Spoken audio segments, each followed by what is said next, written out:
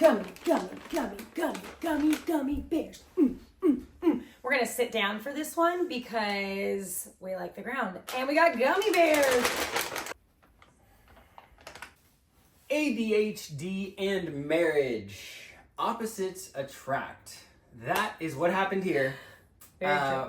We are Corey and Marissa Toma, and in today's video, we're going to talk to you about our marriage, the dynamic of our marriage, and what's really happened since we were diagnosed with ADHD a little later in life. Yeah, so I actually, just right before we filmed this, looked up ADHD in marriage and could not find any vlogs or just any normal people, I guess, that weren't like psychiatrists or therapists talking about it. So I was like, man, we need to make a video. Also, because we've been posting a lot of shorts recently and we are making fun of ourselves having ADHD, and I was like, dude, that could be taken really wrong or mean if people don't know that we have it. So we like to make fun of ourselves because we are really silly at things sometimes because, you know, our brain just works differently. Let's go for this ride. Zoom, zoom, zoom, zoom, zoom, zoom, zoom. Oh yeah. I forgot what part I was gonna say now. I was thinking about what you were saying.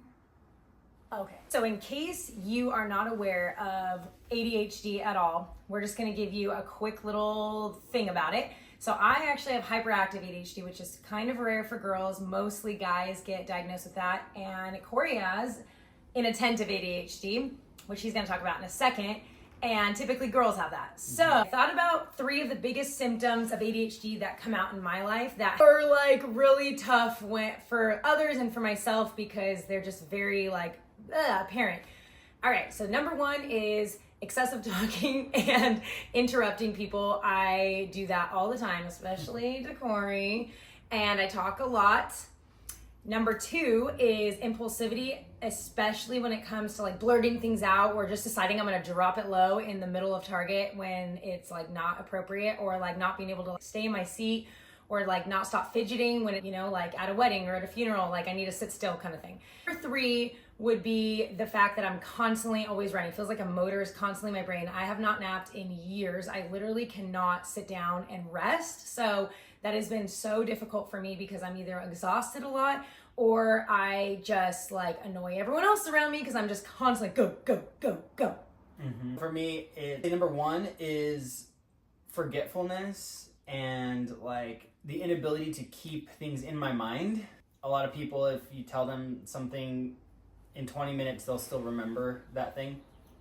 But my short-term memory goes pretty fast. I have to write stuff down. I have to take notes. I just cannot keep things in my head that others can. When I was growing up, I lost a lot of valuable things that I shouldn't have lost. And it's just because I was being irresponsible and not able to like really, I didn't have the ability to keep track of those things. I would lose things all the time.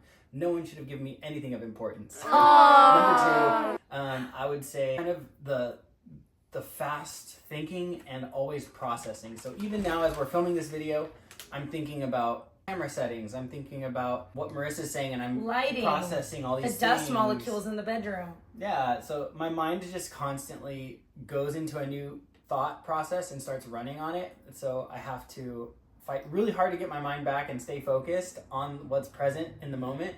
And then number 3 is this is it. There's number 3 ... Dang it, I had such a good one too. 2 hours later. Dude, number 3. Oh, this is embarrassing. Oh, okay. This is embarrassing. That's actually the trigger. Shame cycle that kind of happens with having inattentive ADHD. So, you know, in school, things like that, I wasn't able to focus on projects and actually like finish them.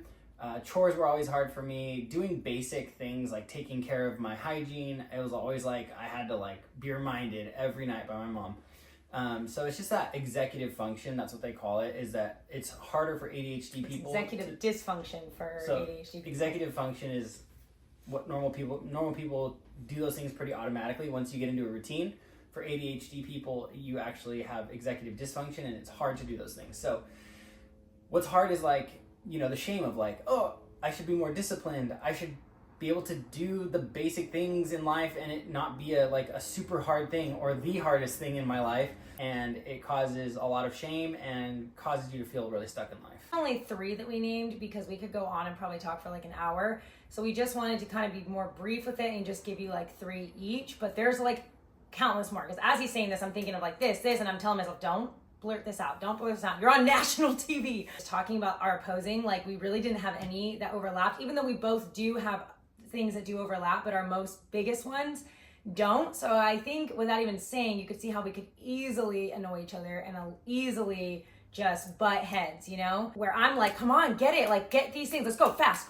He's just like, hold on, wait, I need like a few steps, you know? So like even for this video, like we are stopping it so that he can think about the next topic, where I could just go through the entire video like this, improv, and edit out maybe just like me doing random like woo dances or whatever. We have to like stop so he has a second to like think, you know? About shame, I think there's shame for both. Like for me, it's like that I don't shut up, or that I like blurt things out and I can't just be like an adult. I'm like a kid sometimes, or a lot of times. And then around for you, like not being able to like, you know, needing more time to do that. There's just tons of shame around that, especially as an adult. So now we're gonna stop this so he can think for a second, and then we'll continue.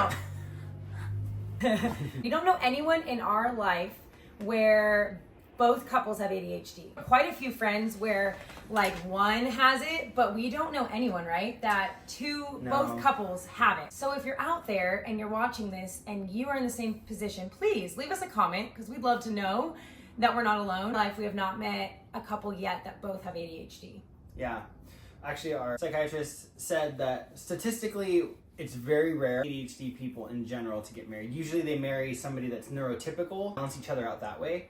But she said it's even more rare that people have opposing types of ADHD and get married. It's more of the staying together. So, that's true. You can get together real fast with ADHD. Impulsivity. Even like our Myers-Briggs personality tests, they kind of say that we're the opposite, and we like shouldn't try to seek each other out. It was the only two that was like these two enneagrams, these two Myers-Briggs should not get married. Yeah. It's ENTJ and ISTP. They were like, as an ISTP, you should not marry an ENTJ. Yeah.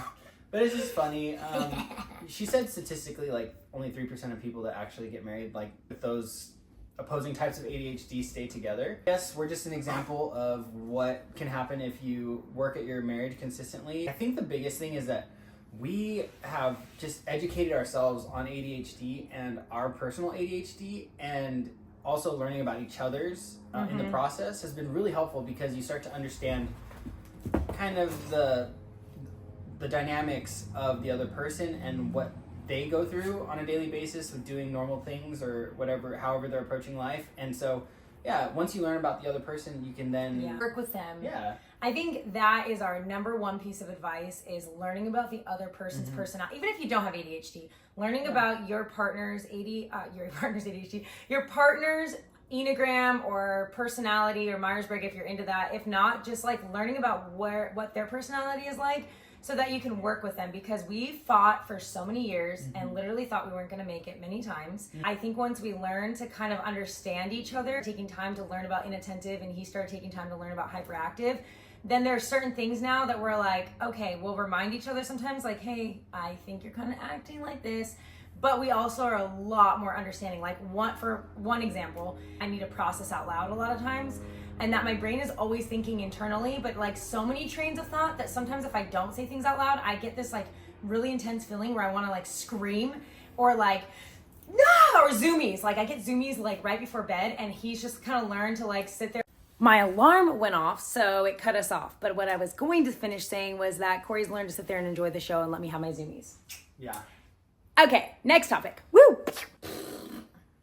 If you guys liked this video so far, please hit that, smash that like button, subscribe. And don't forget to follow. Yeah. Or subscribe, yeah, and like. And we don't want this to be our last video on this. We definitely want to talk about this a little more, as I'm sure there's people out there that would love to hear this. And even if you don't have ADHD, maybe it's just fun to watch two crazy people work it out in marriage, you know? Yeah, so we have been married for almost 12 years. By no means figured it out, and not perfect, and it's hard. Really quickly, share with them about what you started having us do, which was super cool. He just knew about the story. And yeah. So, saw this great piece of advice. Should we share the whole thing? What do you think?